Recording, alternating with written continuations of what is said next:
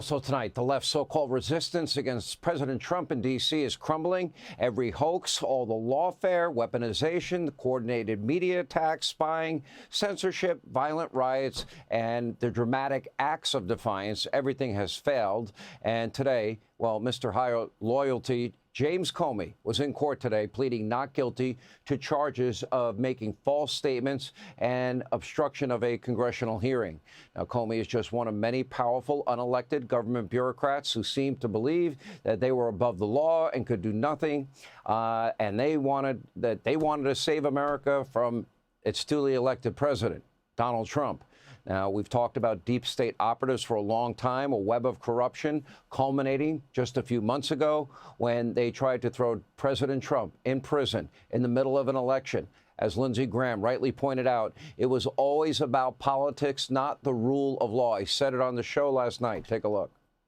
He announced he's going to run for president in 2022 for the 24 election. Within 8 months, 91 indictments were levied against him, coming from New York, Atlanta, Washington, D.C., and Florida.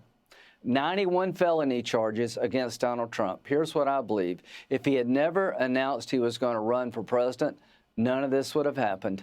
They were trying to destroy his comeback. This was all orchestrated by Jack Smith, Alvin Bragg, Fani Willis, Letitia James to destroy this man so he could not win in 2024.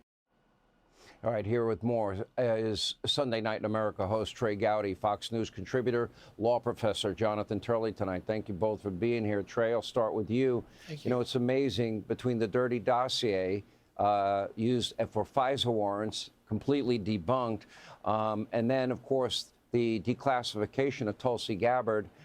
We learned that our career senior intelligence officials determined there was no Trump-Russia collusion after the election. Obama, according to Tulsi, ordered a new assessment, scary. Then the Hunter Biden laptop scandal, that was scary. Then weaponization against Trump for 4 years, that was scary. And I agree with Senator Lindsey Graham, your fellow South Carolinian. I believe he's right when he says none of this would have happened if Donald Trump wasn't running for president. Yeah, Lindsey and I talked about that just today. If Donald Trump had said, I'm going to play golf, I've done my public service, he would not have been indicted anywhere, none of the 4 jurisdictions. I will tell you this, I would add a couple of names to that. Devin Nunes, Kash Patel, John Lee Ratcliffe, what those guys were doing. I mean, we've been doing this for a decade now, Sean. A decade ago is when this started. Now, unfortunately, the statute has run for some of what Jim Comey and McCabe and John Brennan and Clapper have done, but it hasn't run for this for the 2 counts of the indictment that Comey was in court for today. Okay. Jonathan Turley, he has a Biden judge. Of course, he would get a Biden judge. So I don't know what the hopes are of a conviction here.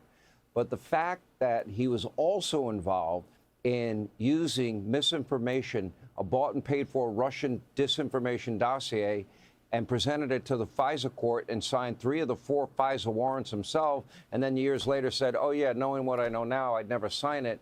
But now we do have at least a prima facie case, do we not, that he knew?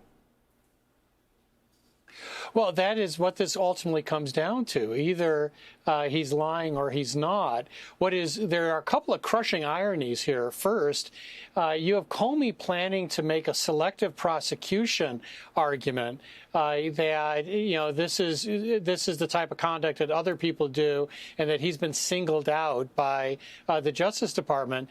This is Comey who virtually trapped the former national security advisor of Donald Trump, who admitted that he sort of broke protocol and sent 2 guys over to Michael Flynn's office to effectively sandbag him, and then charged him with lying.